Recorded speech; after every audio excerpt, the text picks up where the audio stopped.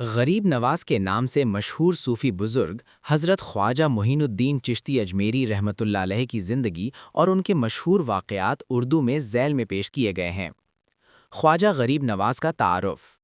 حضرت خواجہ معین الدین چشتی رحمۃ اللہ علیہ، جنہیں سلطان الہند خواجہ غریب نواز کے نام سے بھی یاد کیا جاتا ہے، بر صغیر پاک و ہند کے عظیم صوفی بزرگوں میں سے ہیں۔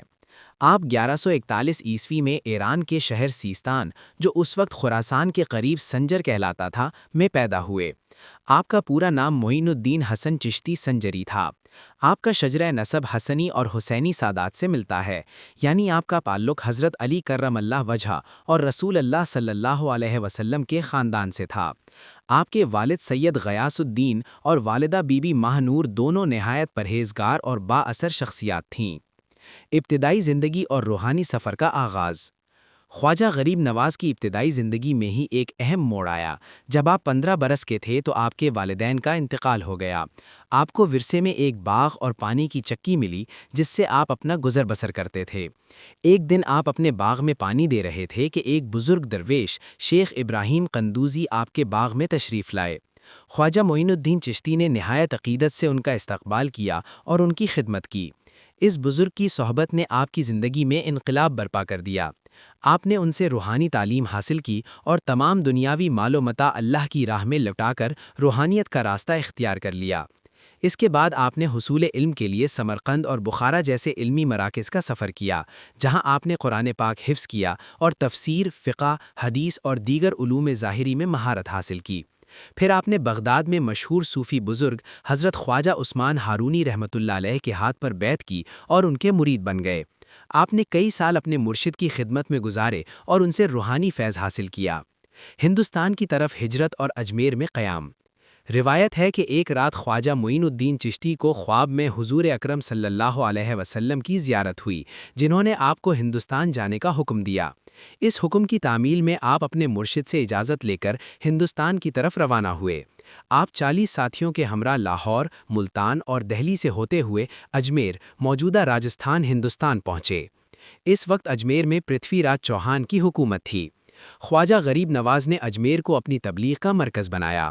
آپ کی کرامات اور روحانیت نے لوگوں کو اپنی طرف متوجہ کرنا شروع کر دیا۔ آپ نے اپنی تعلیمات میں محبت، امن، بھائی چارے اور انسانیت کی خدمت پر زور دیا۔ آپ نے فرمایا، سب سے بہترین عبادت یہ ہے کہ کسی پریشان حال کی مدد کی جائے، کسی بے بس کی ضرورت کو پورا کیا جائے اور کسی بھوکے کو کھانا کھلایا جائے۔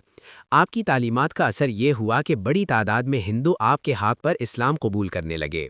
سیر الاقطاب جیسی کتابوں میں اس طرح کے کئی واقعات ملتے ہیں، جن میں شادی دیو نامی ایک پجاری کے مسلمان ہونے کا ذکر بھی ہے۔ مشہور واقعات۔ تالاب کا پانی اور پیالہ۔ ایک مشہور واقعہ یہ ہے کہ اجمیر میں بعض لوگوں نے خواجہ صاحب کی بڑھتی ہوئی مقبولیت سے حسد کیا۔ جب پانی کی قلت پیدا ہوئی تو انہوں نے خواجہ صاحب کو پانی کے ایک تالاب سے پانی لینے سے منع کر دیا۔ اس پر خواجہ صاحب نے ایک پیالہ منگوایا اور جب وہ پیالہ تالاب میں ڈالا گیا تو سارا تالاب کا پانی اس پیالے میں سمٹ آیا۔ یہ دیکھ کر لوگ حیران رہ گئے اور آپ کی روحانی قوت کے قائل ہو گئے۔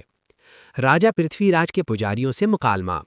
اجمیر میں ابتدائی دنوں میں خواجہ صاحب کو مقامی پجاریوں اور حکومتی اہلکاروں کی طرف سے مزاحمت کا سامنا پڑا۔